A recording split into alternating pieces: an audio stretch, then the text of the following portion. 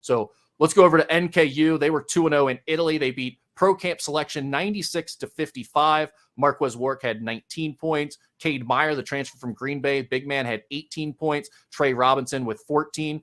Big man Kian Tijere from Marquette finished with 10 in that game, and LJ Wells, the sophomore, had 10. And then their next game, the very next day, they played Tuscan Select. They beat them 88-68.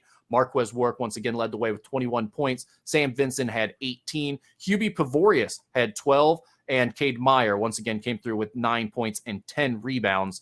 The Norse will, we also got a little bit of news. Norse will be going to Washington the first week of the season on November 9th. That'll be probably their second game, because I think they'll probably play on Monday or Tuesday that week, and that'll be a Thursday game, I believe. So big bye game for them to play to start the season. That'll be exciting. But any thoughts there when you saw the box scores from Italy for NKU? Yeah, I got to ask a question. So you go to Pullman one year and then go to Seattle, and then what's the connection there to go to Washington State to play games? I think no one else wants to go to the state of Washington to play games. So they say yes to NKU, and we accept their money. I think that's how that works. Yeah. Yeah, exactly. I know that was the case with Pullman. Yeah. Nobody wants to go to Pullman. Yeah, and it's always hard, these teams from overseas who you're playing. I mean, who's Tuscan's best player? Giuseppe Palmero, the pasta maker? I mean, honestly, those things are so hard to figure out if those guys are any good. His ravioli was incredible, though. I bet it was. I know for the players, that's got to be kind of a cool trip, though, for sure. I mean, you're playing a little ball, you're with your guys. In another country, to get a chance to see that culture. I think that's pretty cool. The one thing I think that seems interesting just off the boxes, Rick, is that the big guys did some scoring. And that's where I look and go, okay, is that the product of who you were playing? I mean, you matched up with some 6'6" pizza delivery guy, or you matched up against a legit big that you did some things against. And the one thing I will say, though, to that, there's not a lot of legit bigs inside the Horizon League either. So maybe this is a good sign that you got a chance to get some production from some bigs. And not a ton of production, but if you can get 16 combined from your 5 spot, my Lord, I think that's a big win for this team.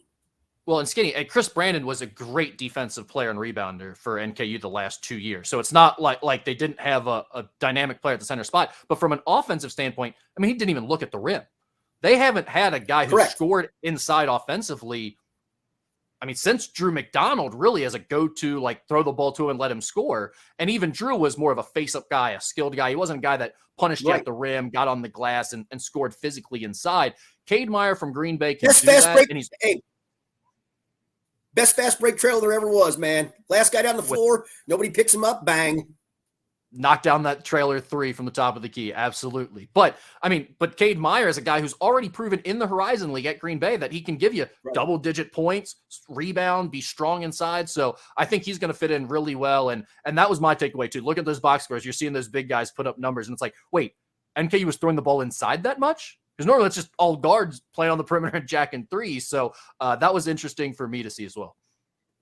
But so my question, though, it's obviously we're early in the process because this has been a guard-oriented team, and understandably so. That's where the talent level lies. That's kind of what the league is about that they're in. Will that be an adjustment, you think, for these guards? Or will it be a benefit? I do think it'll be a little bit of adjustment. I think the big thing, especially for a guy like Marquez Wark, for Sam Vincent, he doesn't need the ball in his hands a ton to do what he does and be effective and be efficient. Marquez Wark, though, is so used to having the ball in his hands constantly that he's going to have to learn to be a little bit more efficient of how to get his shot and how to get open without the ball, right? You're going to have to run off screens. You're going to have to think about cutting, doing some other things to get yourself set up to score, as opposed to just the ball is always in your hands. We're going to run you off ball screens and you're going to do your thing all game. He's going to have to get a little more used to that. But at the same side of that, more is going to be opened up for him, and he's going to have more opportunities because there's going to be more pressure put on the post, more pressure put on the rim, and more guys are going to go to the free throw line and get the opponent in foul trouble as a result of this. So I think it'll ultimately help him, help Sam Vincent, help Trey Robinson, but there will be a little bit of adjustment, especially for Wark.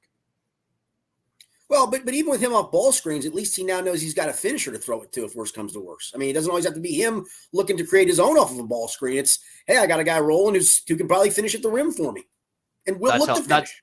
That's going to help, I think, because it does give you that other option. It's like, okay, now they're not just going to blitz the ball screen or put 2 on Marquez Wark. It's like, no, he's got a big guy that's going to dunk on you at the rim. He might lob it up to, or maybe they'll even post up and he'll dump it down. So I think you're going to see a different style of offense overall from these guys just because of their personnel and the way they're going to play this year.